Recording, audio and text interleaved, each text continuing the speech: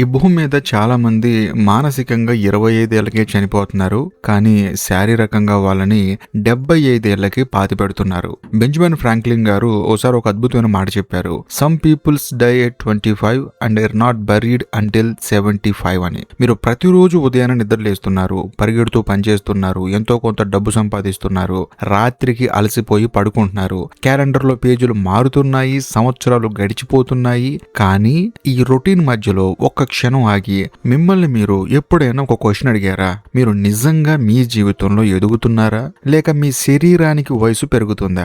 మీకు తెలుసా, 20 ఏళ్ల వయసులో ఈ ప్రపంచాన్ని, మనుషులను ఎలా చూశారో 50 ఏళ్ల వయసు వచ్చాక కూడా అదే పాత కలజోడుతో చూస్తుంటే మీరు ఈ భూమి మీద 30 సంవత్సరాలు జీవించినట్లు కాదు, కేవలం ఒక సంవత్సరాన్ని 30 సార్లు రిపీట్ చేసినట్లు. క్యాలెండర్ పేజీలు తిప్పడం వేరు, జీవితాన్ని అనుభవించడం వేరు. సమాజంలో మనకు పెద్ద పొరపాటు అలవాటైపోయింది. మీ గడ్డం తెల్లబడితే, వెంట్రుకలు రాలిపోతే మిమ్మల్ని వివేకవంతులు అనుకుంటారు. కానీ నిజమేంటంటే మనిషి నిజంగా చంపేది వృద్ధాప్యం కాదు, తన ఆలోచనలు మార్చడానికి నిరాకరించే మొండి మనసు. మీరు గమనించారా? ప్రపంచం ప్రతిరోజు మారిపోతుంది. మీ చేతిలోని టెక్నాలజీ మారిపోతుంది. మీ చుట్టూ ఉన్న మనుషులు, సమాజం అంతా వేగంగా ముందుకెళ్తున్నాయి. కానీ చాలా మంది తమ మైండ్ సెట్ ని మాత్రం ఒకే చోట లాక్ చేసి పడేస్తారు. 10 ఏళ్ల క్రితం ఉన్న భయాలు, పాత అభిప్రాయాలనే ఇప్పటికీ మోస్తుంటారు. తమ ఆలోచనల్ని మార్చుకోవడానికి భయపడతారు. సరిగ్గా అక్కడే జీవితం ఒక విసిగెత్తించే నరకంగా మారుతుంది. జీవితం అంటే కేవలం కాలాన్ని నెట్టేయడం కాదు, ప్రతి అనుభవం తర్వాత, ప్రతి పాఠం తర్వాత ఒక కొత్త మనిషిగా అవతరించటం. మనం చాలా మందిని చూస్తుంటాం, వయసు పెరుగుతున్న కొద్దీ జ్ఞానం దానంతరదే వచ్చేస్తుంది అనుకుంటారు. కానీ అదొక పెద్ద అపోహ.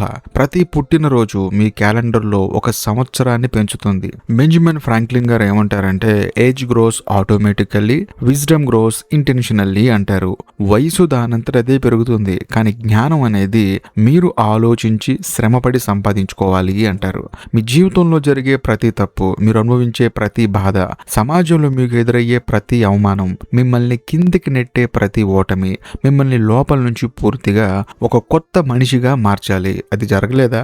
అయితే మీరు 40 ఏళ్ల శరీరం ఉన్న ఒక చిన్న పిల్లాడి లాంటి వారే. మీ ఎదుగుదల అక్కడే ఆగిపోయింది.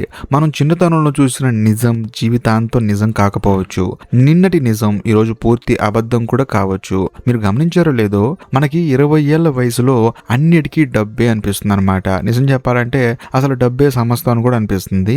30లకు వచ్చేసరికి ఆ డబ్బు కంటే సమయమే అతిపెద్ద ఆస్తి అని చెప్పేసి అర్థమవుతుంది. 40లోకి వచ్చిన తర్వాత కోట్లు ఉన్న ఉపయోగం లేదు, ఆరోగ్యం లేకపోతే అనే క్లారిటీ వస్తుంది. ఇక 50 సంవత్సరాలు అయితే మనశ్శాంతి లేని జీవితం వేస్ట్ అని చెప్పేసి జ్ఞానోదయం అవుతుంది. అయినా కూడా మీరు మీ పాత ఆలోచనలనే పట్టుకొని వేలాడుతుంటే జీవితం ఆగిపోక ఇంకేమవుతుంది?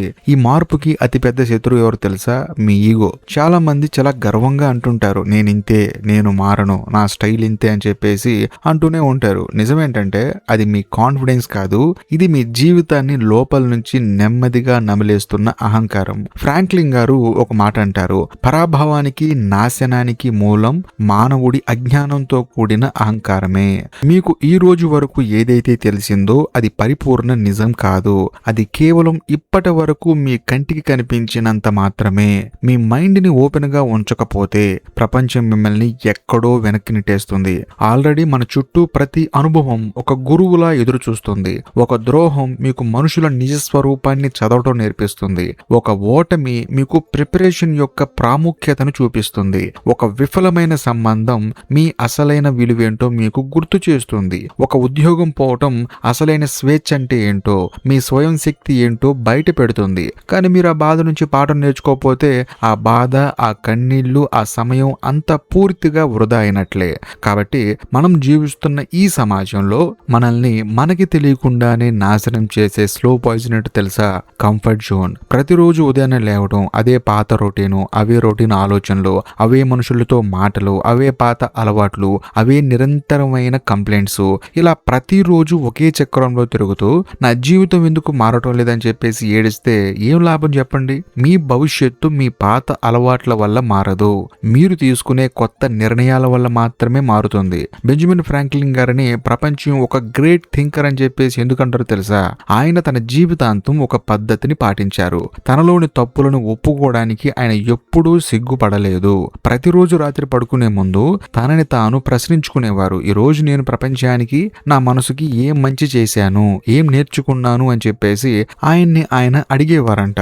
ఆయన ఒక మాట చెప్పారు, ఆలోచనలు మార్చుకోని మనిషి ప్రవాహం లేని కుంట నీటిలా కుళ్ళిపోతాడని. మనం మన జీవితాన్ని ఎలా నాశనం చేసుకుంటున్నామో కూడా మనకి తెలియటం లేదు. రోజంతా పక్కవాడి జీవితంతో పోల్చుకోవడానికి సమయం సరిపోతుంది. 10 ఏళ్ల క్రితం ఎవడో చేసిన అవమానాన్ని, ఇచ్చిన గాయాన్ని ఇప్పటికీ గుండెల్లో మోస్తూ జీవితాన్ని నరకం చేసుకుంటున్నారు. ప్రపంచం రాకెట్ వేగంతో ముందుకు మారిపోయింది, కానీ మీరు మాత్రం ఆ పాత అవమానం దగ్గరే ఆగిపోయారు. ఇక్కడ చాలా మందికి ఒక పెద్ద భయం ఉంటుంది. నేను మారితే నన్ను చూసిన జనాలు ఏమనుకుంటారు, నన్ను చేంజ్ అయ్యావు అని చెప్పేసి అంటారు. గుర్తుపెట్టుకోండి, ఈ సమాజానికి మీ పాత జీవితంతో పని లేదు. మీరు సాధించిన ఫలితాలను మాత్రమే ఈ ప్రపంచం గుర్తుపెట్టుకుంటుంది. మార్పు అంటే మిమ్మల్ని మీరు మోసం చేసుకోవడం కాదు, మీ అసలైన సామర్థ్యాన్ని బయటకు తీయటం.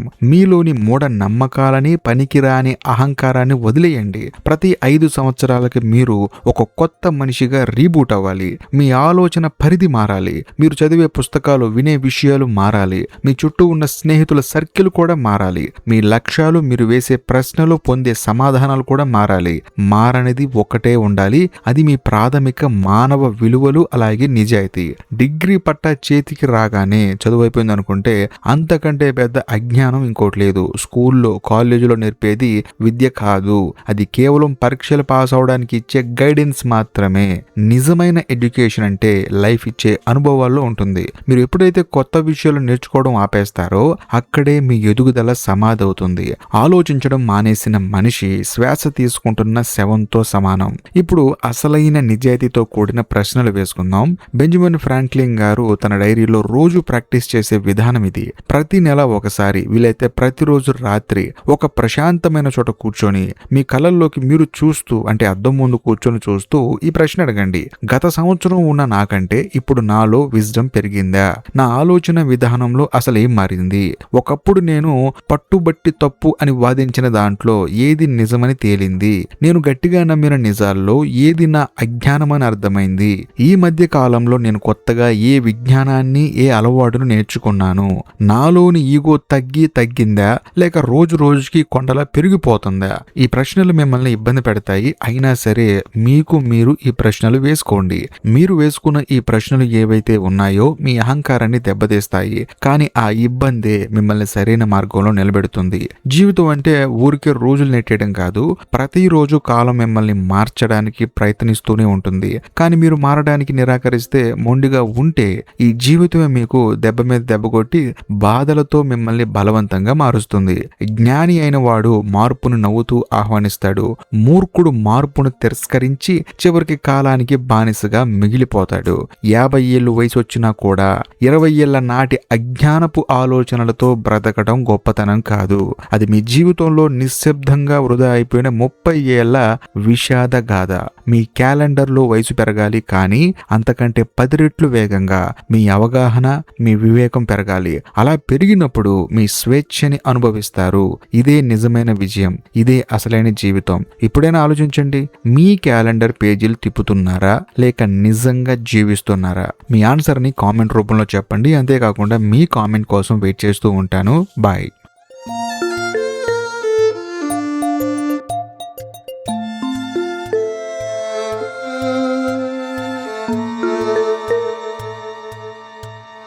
Oh